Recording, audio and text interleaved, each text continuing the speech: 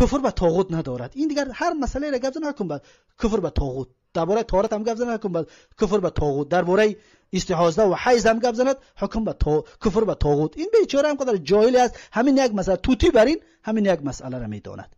اگر خواهی که نجات یابی بدان که تو را نباید چیزی از آموختن الکفر بالطاغوت مشغول بسازی. از آموختن الکفر بالطاغوت نباید من و شما را چیزی پیش راهمان را دارد.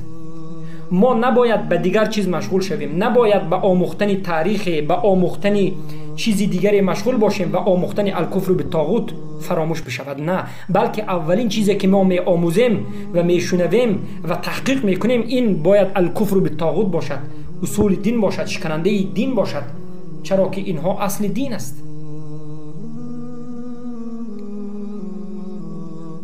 مغرور نشو به اون کسانی که الکفر بالطاغوت را، اجتناب از طاغوت را انجام نداده اند و امروز در سر مردمند، مردم اونها را احترام میکند. به اونها مغرور نشو، چرا که نتیجه من و شما در روز قیامت بالا خواهد شد.